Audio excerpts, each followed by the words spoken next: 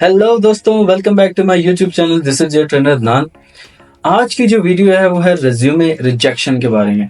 Resume rejection क्यों होती हैं और सबसे पहले रेज्यूमे क्या है ये मैं आपको बताऊंगा। हाँ, आगे बोल। नहीं बता। बता भाई भाई भाई मेरा भाई तो सुन के क्या करेगा यार? तू क्या बता करेगा? मेरा बता अच्छा, बता, अच्छा। जी, तो रेज्यूमे को वैसे नॉर्मल लैंग्वेज में अगर बात करें तो सीवी भी कहते हैं। तो सीवी क्या है? सीवी होता है करिकुलम विटाए। अब एक रेज्यूमे में होता क्या क्या, हमारी क्वालिफिकेशन होती है, हमारा स्किल होता है, हमारी एजुकेशन होती है, हमारा एक्सपीरियंस होते हैं जो कि हम लोग ऐड करते हैं। उसी बेस पर कंपनी डिसाइड करती है कि आया इस एम्प्लॉय को या इस कैंडिडेट को रखें या ना रखें।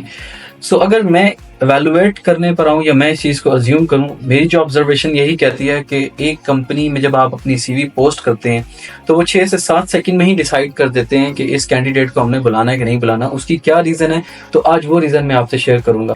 अबे जल्दी बोल, कल सुबह पनवेल निकलना। सो नंबर 3 पर है हमारी रेज्यूमे का इम्प्रेसिव ना होना। लाइक अभी 2024 चल रहा है और अभी भी मैं देखता हूँ कि बहुत सारे जो रेज्यूमे यूज़ किए जा रहे हैं वो ब्लैक एंड वाइट रेज्यूमे होती हैं, एमएस वर्ड पर रेज्यूमे इस्तेमाल हो रही हैं और बहुत ज़्यादा लेंथी रेज्यूमे होती हैं। प्लस उनमें जो कलर कॉम्बिनेशन होते हैं वो ही अच्छे नहीं होते। तो आपकी सीवी जब अट्रैक्टिव नहीं लगेगी तो वो सिलेक्शन के जो चांसेस होते हैं ना वो कम हो जाते हैं। तो कोशिश ये आपको करनी है कि आपको सीवी को अट्रैक्टिव कैसे बनाना है। एक कलरफुल रेज्यूमे या कलरफुल रेज्यूमे का टेम्पलेट वो कैसा होना चाहिए। लाइक अगर आपने एक सीवी कलरफुल बना ली है, बनाने के बाद यार उसका कलरफुल प्रिंट भी लेकर हमें जाकर उसे सीवी को सबमिट करना चाहिए या फिर हमें अपने साथ लेकर जानी चाहिए।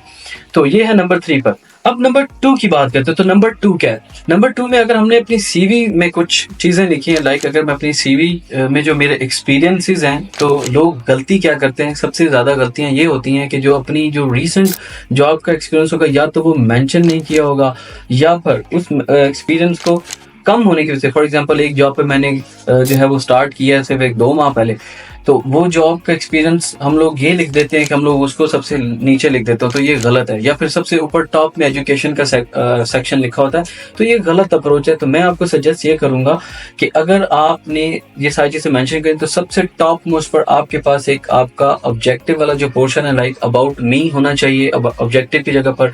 और उसके अलावा आपके पास जो है वो आपका रीसेंट एक्सपीरियंस, जो सबसे जो लेटेस्ट जॉब का एक्सपीरियंस हो, उसके बाद आपका पास्ट एक्सपीरियंस, और ये सारी चीज़ें मेंशन करनी चाहिए। और बाय द वे एक और चीज़, अगर आपने प्रोफेशनल रिज्यूमे बनाई तो उस पर ऑलरेडी मैं एक वीडियो क्रिएट कर चुका हूँ। तो अगर आप उस वीडियो को जाकर ओपन करेंगे तो इसमें आपको आसान तरीके से जो है वो सीवी बनाने में जो है ना वो हेल्प मिल जाएगी और आप आसान तरीके से सीवी पूरी की पूरी डेवलप कर सकते हैं।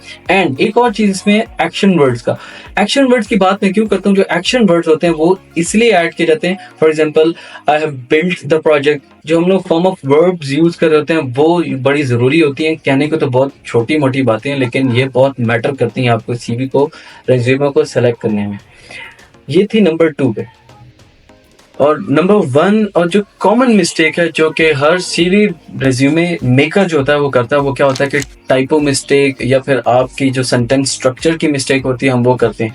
तो यार देखो, एक मॉडर्न वर्ड चल रहा है, तो आपको अपनी अगर लेट्स सपोज अगर आपको इंग्लिश नहीं आती या इंग्लिश में आपकी कमांड अच्छी नहीं है, तो यूजुअली हम देखते हैं कि हम लिखने में बहुत अच्छे होते हैं। आप एक इंग्लिश का सेंटेंस लिखें, लिखने के बाद आराम से चैट जीपीटी ओपन करें, चैट जीपीटी में ओपन करके उस इंग्लिश फ्रेज को पूरा वहां पर ऐड करें और उसके आगे रीफ्रेज का एक वर्ड ऐड करते हैं। जैसे ही आप रीफ्रेज करते हैं तो वो प्रोफेशनल और स्ट्रक्चर्ड लैंग्वेज में आपके पास एक स्ट्रक्चर सेंटेंस बन जाता है, वो आप अपनी सीवी में ऐड करें।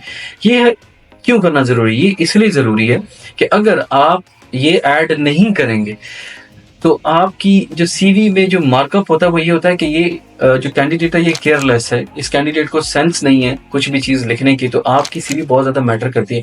ये कुछ जो टिप्स हैं जो 3 मैंने आपको शेयर किए हैं, आप ये टिप्स अपनी सीवीज में ज़रा एवेलुएट करें और देखें आपकी सीवी जो बैड रिज्यूमे है वो क्यों थी और उसके बाद अब इसका गुड कैसे बना सकते हैं। अगर ये 3-4 पॉइंट्स आप अगर अपने पास से नोट कर लेते हो, इनको इसके मुताबिक सीवी को इम्प्रोवाइज कर लेते हैं, सो आई एश्योर यू कि आपकी सीवी रिजेक्ट नहीं होगी और आपको जल्द अज जल्द इंटरव्यूज की कॉल भी मौसूल होंगी। आई होप तो आज की जो वीडियो है ये भी आपके लिए बड़ी हेल्पफुल रही होगी। एंड वीडियोस को लाइक, सब्सक्राइब एंड शेयर करना मत भूलिएगा और अपना बेहद ख्याल रखिएगा। तब तक के लिए मुझे इजाजत दीजिएगा। टेक केयर, अल्लाह हाफिज़।